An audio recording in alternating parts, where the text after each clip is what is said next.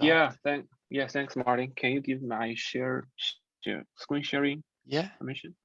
Okay, let me try. yeah, Okay, so somehow. I invite the team member Yeah, cool. Joyce to join us, but I will give a very brief introduction to the Grow, and then I can let her have some more elaborate on some specific topics. Yeah. Yeah, So cool. Thank you. yeah. So We see the Grow. screen. Okay, can you see the screen? Yeah, yeah. Yeah. Okay. Yeah. So Grow.xyz is pretty easy to use product and fast evolving DeFi product. It's has two products. One is the leverage yield aggregator and the deposit protection products. The first time I saw them is they partnership with Argent, one of the best smart contract wallet in market. So when they have some partnership, I noticed them and try to use their very early stage product. So, and I noticed them and start to know them. And their products is pretty easy. They have two kind of major products right now, but they have some new called labs. The first one is called Vault, and the next one called Power Savings, and the shorts for PWRD.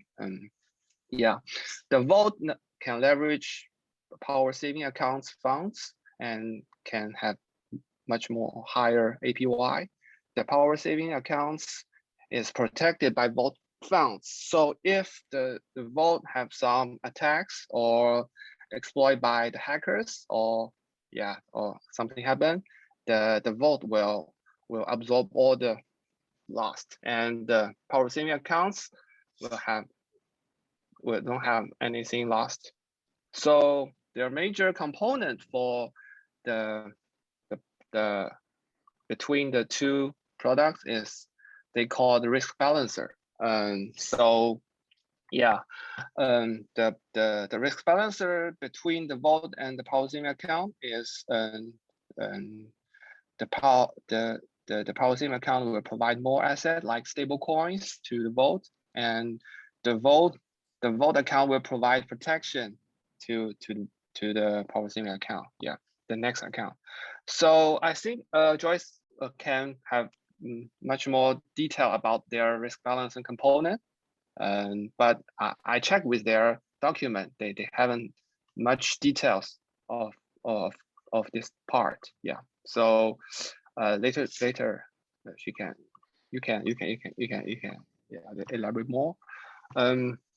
So for they have two products, how to generate yields. Right now they have three sources. First one is lending, like R-Wave Compound. Yeah.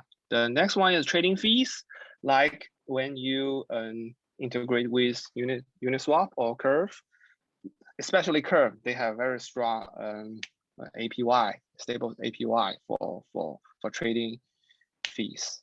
The third part is the protocol incentives. Like Curve, they will have some how to say liquidity mining.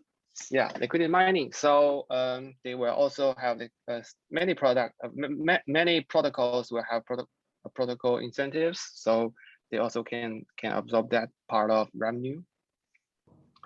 Right now, you can see their system capital allocation exposures. Most of them are from the lending protocol like Aave Compound or Convex or Curve. Yeah, these are all major tier one DeFi product. Yeah, DeFi protocols, and the asset they holding, most of them are DAI, USDC or USDT. Yeah. One more thing to add, they have complete some audits like Packet Shield or Codeberry, and they also have much more to continue. When you check, if you check with their website, they have much more audits.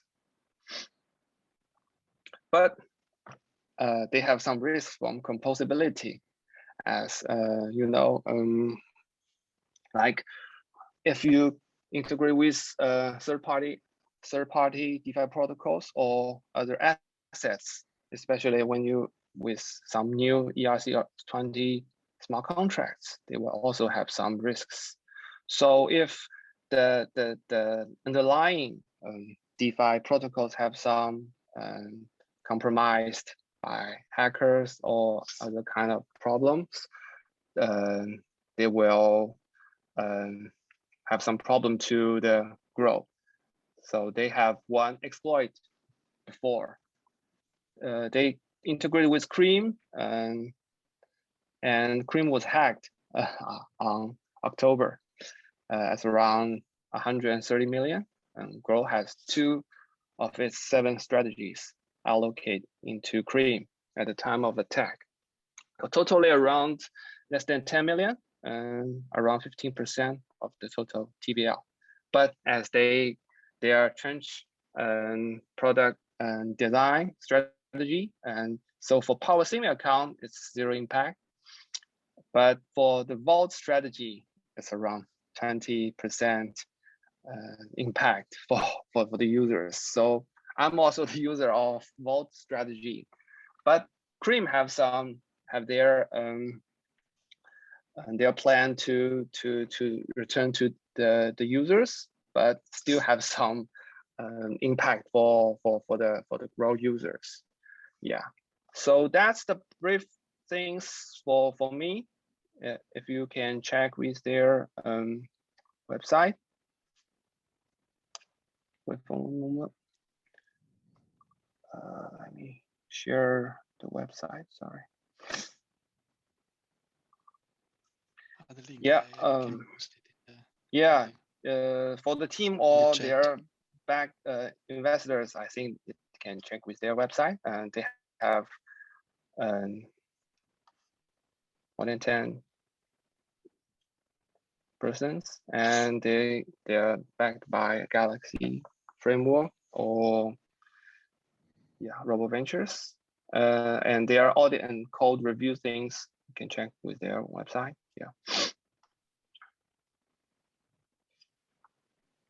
So okay. Joyce, do you have something to add?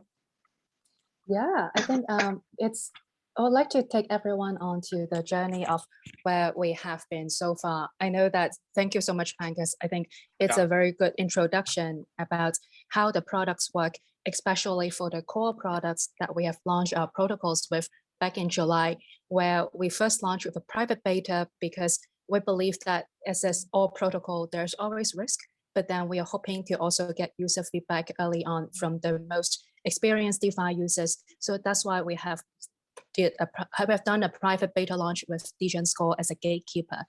Then eventually in August, as you mentioned, Pang, that we have announced an Argent wallet integration. And that is because we are really hoping, as I kind of try to build in purple there, that we're hoping to empower everyone to create and share wealth easily. And one of the things that really could make it easier is that to be available on mobile. We understand that while DeFi is still very desktop focused, that mobile is still something a lot of people have got used to because of online banking and all the other services our smartphones provide. So that's why that is what started us going ahead with the integration with Argent, trying to make sure that we bring the mobile experience to our users as well.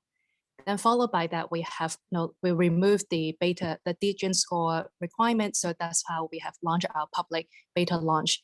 And I would say that fast forward a few more weeks, that's when we have launched our Gro DAO tokens. And the idea of that is to make sure that we are no longer having the core team making all the decisions, but really started decentralization as fast as we can.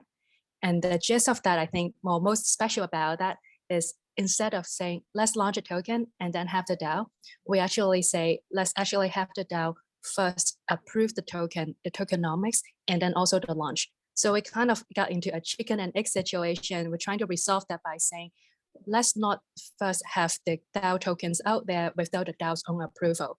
Instead, we have launched what we call an X-Grow token.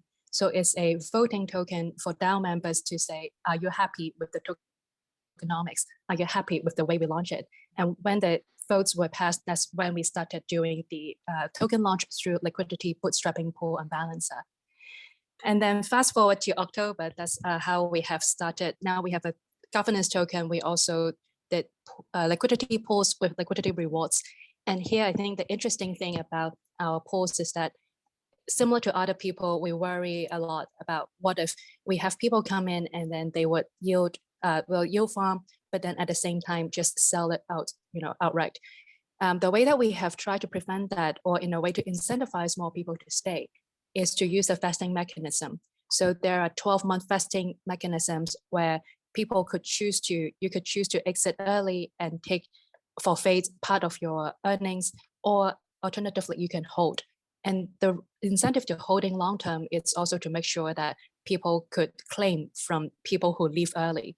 So what you forfeit if you leave early doesn't go back into the DAO treasury, but instead it's left for other people who have more conviction or more long-term holder to actually claim from that pool. So I think that's something is interesting. Anyhow, fast forward with that, decentralized marketing force is one of our first initiatives to try decentralization, not just in terms of voting power, but also on a day-to-day DAO operations as well.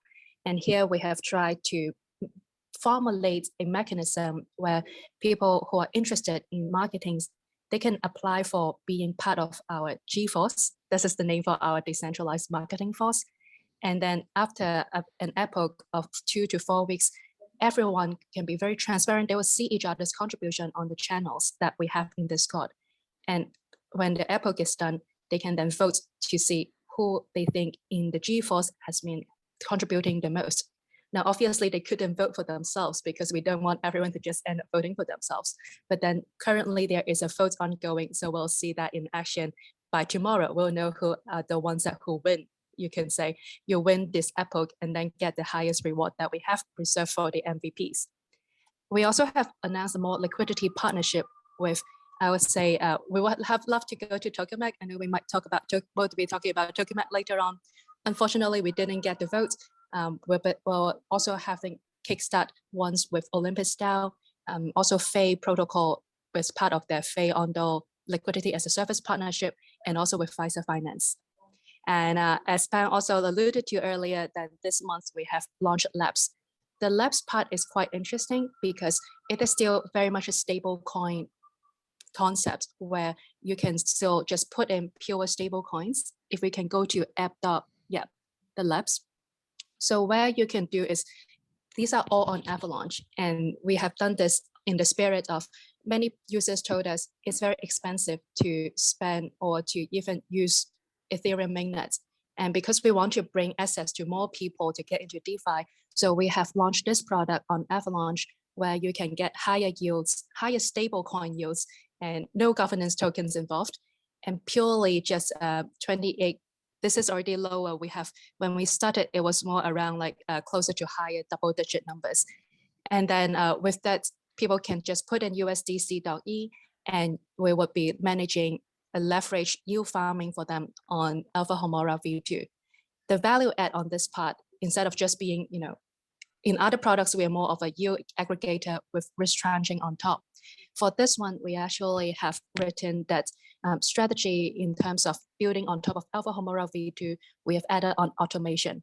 So for anyone who felt like leverage yield farming makes you have to sit in front of your laptop, stare at the screen, and just like keep on hands-on management, this is the solution where you can just put your money there and we will have automated opening and closing the positions depending on the market situation.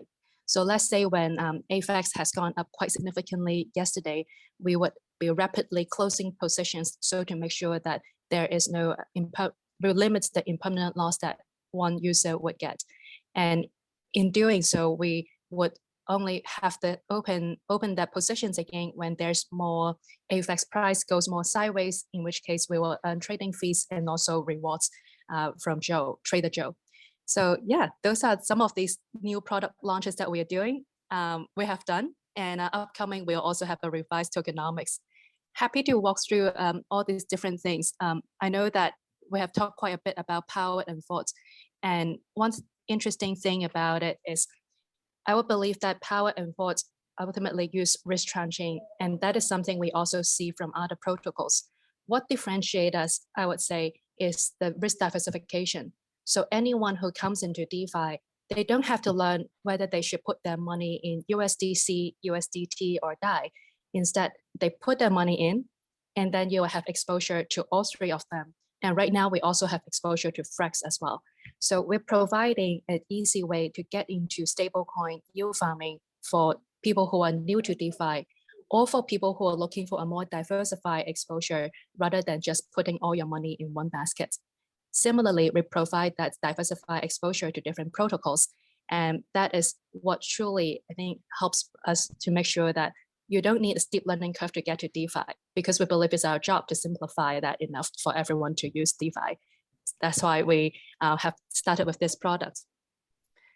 I think for the second part, yeah, the labs part I've mentioned already, and the interesting part is definitely the automation. I think for both automation and risk tranching, you can see it is really bringing a lot of the concepts we have already had in traditional finance into the DeFi world, and trying to make sure that we bring marry the best of both worlds, and then so that our users can come in and find something that might be familiar concepts to them, but how they have been applied to DeFi per se. Then finally, in terms of the last one, it is our Gro DAO tokens. As mentioned, we still have liquidity rewards programs on, and once people have actually earned their yields, that is the reward center you see at the bottom right. That's how you can accrue, you can keep on investing over 12 months.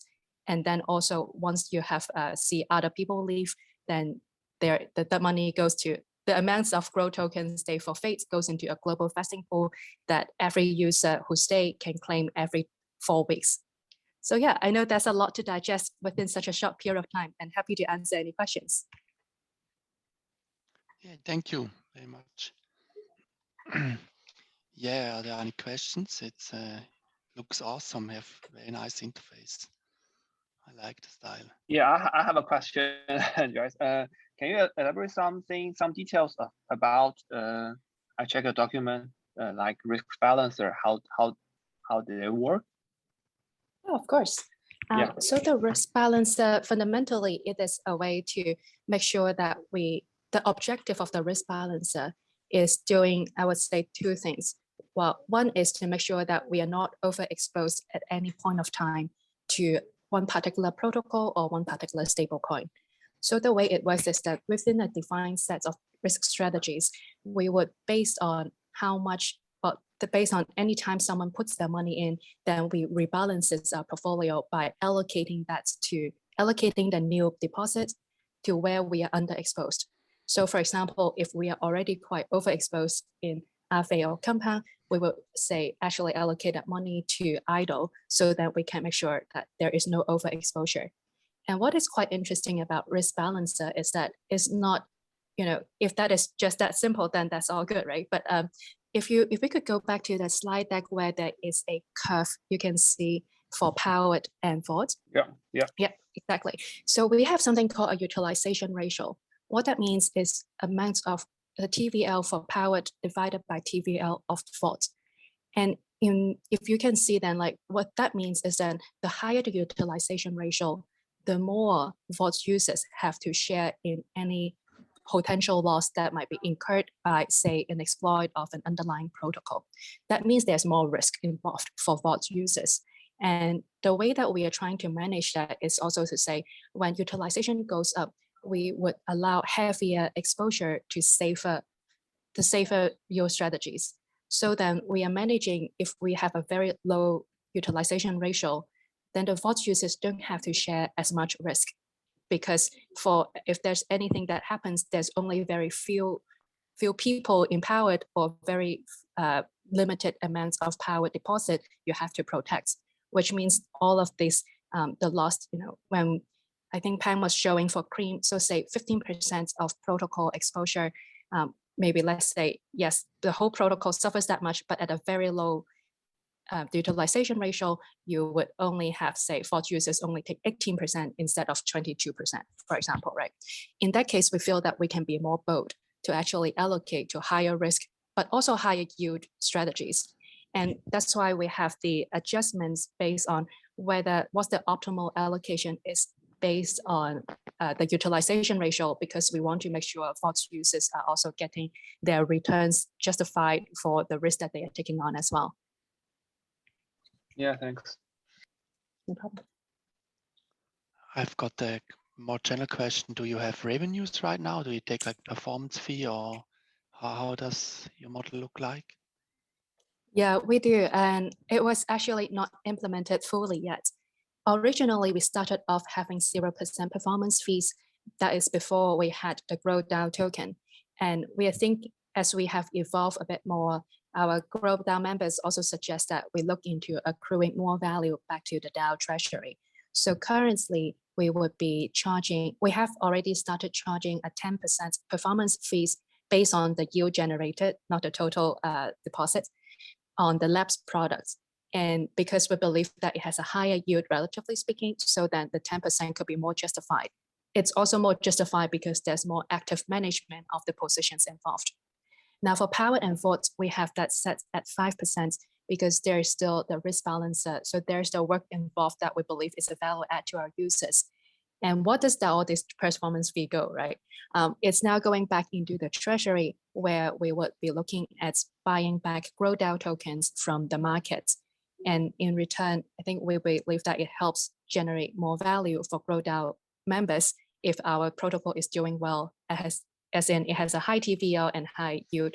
But then at the same time, we are not really associating, we're not directly channeling that directly to our to the Gro DAO token holders, because we're trying to make sure there's some separation and there's more flexibility around what we can do with the performance fees in the long run. If the DAO members decide they wanted to go for different usage, then this setup will have more flexibility than now building a contract to directly channel all performance fees to the DAO holder or the DAO tokens, so to speak. In the future, we also think about a referral scheme. So I think the second part of a revenue model is right now, let's say IDOL has a B2B referral bonus. So for the amounts that we deposit into that, there is that bonus, and it would be up to the DAO treasury, essentially up to the DAO members to decide how to distribute that. I think at the system level, it is a revenue to grow. The question now is more about like how we distribute that so that it would be the best for the Gro DAO's future. Okay, thanks. Yeah, I don't know any other question. I have one more, but maybe somebody else wants to ask anything. Do you have any statistics on the total amount of rewards that has been forfeited so far by users who've decided to withdraw early? Yes, we do. We have a Dune dashboard that is now in the making. Actually, let me double check on this one. Yeah, so we have got a Dune dashboard that we have one of our community members actually built that for us.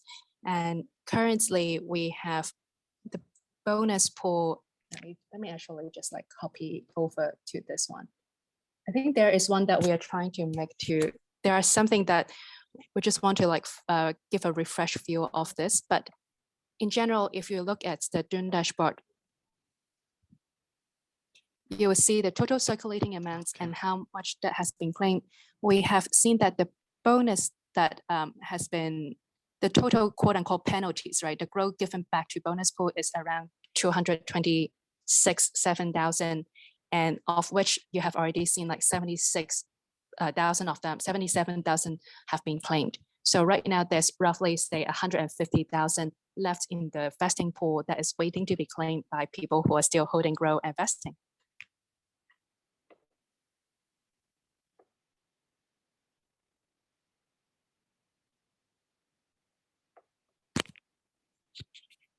I think, by the way, Jeff, I really like that question. I think in general, we have, we are really hoping to bring more transparency to our community. And at the same time, we have been involving a lot of community members to help us build up different dashboard views, as well as like marketing efforts. We also have a vote going on that is about marketing budgets, but in order to support our decentralized marketing force.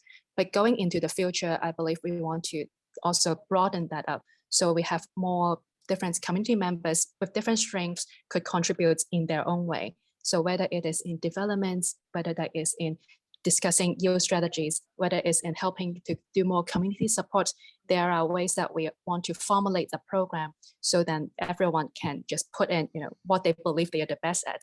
So far we have those, the G4s as well as OGs. The OGs are people who have been around in community for a long time and happy to help onboard new members and just chatting to them, answering questions whenever they can. And so those are the two roles we have right now. Going forward, we are also hoping to open up more new ones as we have put together a process for getting budgets and also getting the DAO approval for having these different working force or DAO working force, so to speak. We'd love to get anyone involved, by the way. If you're interested, please let me know. Yeah. Yeah, everyone is looking for contributors somehow, but for sure. Yeah. I have one question. So is it the all the products you showed us now, are they like human managed or are they algorithmically managed? The thing on Avalanche, is it an algorithm who then leaves the pool if there's impermanent loss at certain level, or? Yeah, so that is, so I think that is it somebody, is it how is this decision made? Got it. So these have been parameterized so that it is managed by an algorithm. And the way that I would say it's more like they are models that we have done, and then we set up the parameters of when we should open the position, when we should close a position. But the execution of it are based on an algorithm. So then there is no one in the team who has to sit in front of the laptop just to keep on managing them.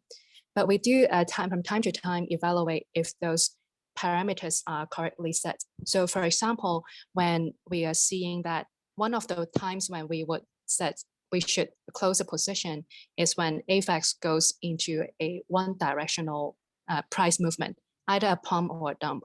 And in that case, we have established a boundary or a price band, let's say, if it exceeds X% of the price of AVAX when we first put the money in, then we would close that position. Now, whether that X% should be 3%, 5%, 7%, really depend. It is more of a thing that we are still figuring out on understanding what's the risk and reward. The risk of having a wider band will be higher impermanent loss, but then that also might give us a higher, longer periods of time where we can do yield farming and earning trading fees and rewards. So we are still, those decisions are still currently manually decided, but then we are hoping to that once we have got it up and running, we will no longer really need those decisions to be made frequently, because ultimately we are hoping to make this as automated as possible. And also that with that, we can provide those transparency to our users on exactly what parameters are being used as well. But for adding new strategy, okay, sorry, one more thing. Adding new strategy is still something we are doing manually. So we do evaluate the yield strategies that you have seen in the dashboard about the allocation. Whether we add a new strategy or not is still manual, and we have established a yield strategy selection framework to do that. But I would say it is a combined effort of core team or whether it is community members proposing new yield strategies, and then we will discuss that with the framework to see whether or not we should add that in. So strategy selection in general is still manual, but then the rebalancing part for the risk balancer or the automated position management for labs, those are both done by algorithm. Okay, I think, yeah, because we have 1 hour for 2 projects, we should come to an end, and maybe there are some last questions, then we can have them, and anyone has further questions. I have a last one maybe. So you're targeting, now you're on mainnet and Avalanche right now. That's right, yeah. So your core product is on mainnet and the labs is on Avalanche, basically. Exactly. I think going forward, we do believe that there will be a multi-chain future. And so we are also scoping out what is the best way to have those different chains being integrated with each other. I wish I can tell you more about another place we are going, but we are under a comms embargo until hopefully later this week or next week. But we're also hoping to launch more on layer 2 and in general, any places that could really be having a lower gas cost for people who are new to DeFi to join, or I think because the hurdle for them probably is the highest. So that's why we want to make it easy for them and not feel like they have to put in hundreds of dollars before they see any returns. Yes. Yeah, I think that's important because you rather start small and get used to it, and then you go big to mainnet maybe. No one knows. Yeah, thank you very much for joining us. And hey, Joyce or Martin, sorry, I had just one more question. First, thank you for presenting. This was really interesting to get to review. And I was looking at the labs tab there, and I was wondering, for those experimental yield strategies that look like they're powered by Alpha Homora V2, is Gro doing anything else here other than providing like a dashboard that connects to these strategies through Alpha Homora? Like, is there anything being done to, increase the yield or to offer these projected APYs? Or is it more just about like, hey, like, we're a dashboard, check this out, you can use Alpha Homora V2? So it would be more of, by the way, thank you for that question. I think a lot of people have raised that in our community as well. And in general, we have that actually for the value add part from Gro, or the Gro twist is the automated position management. Because right now on Alpha Homora, you can do leverage yield farming, but you'll still have to manually monitor them and also decide how much leverage, is that leverage too much? Am I overexposed? And then consequently, should I close positions myself? So we have automated all of that management process for the users, in which case they could put the money in and then essentially let the algorithm does the job. And which means that you don't have to stay in front of the laptop. We have just looked into more of a case study and saw that even right before we launched in the first weekend of December, AVAX has dropped by like 20% in price. But then if you have held throughout that period in the yield farming, you probably lost like half of it, so around like 10% for your value. But for this particular, we have actually made a modest gains of around 0.5% because we have been very actively managing the positions to limit the loss that incurs because of the one directional price movement, as in this case is the AVAX price dump. So that's why I think we have been really trying to make sure that everyone that comes in using labs, you can be yield farming or doing leverage yield farming as well as a professional full-time dedicated yield farmer would. And that is something we're offering, I would say, on top of what you could already get in other platforms. So we're very excited about this. We're really hoping to bring this automated management to more different strategies as well. Awesome, thanks so much. Not at all. Happy to chat any more anytime. I know there's a time constraint, so for more questions, can happily chat around in our Discord, or as well as just DM me. I will put the Discord link and my Telegram handle in the chat. So then feel free to reach out. Yeah, thank you very much.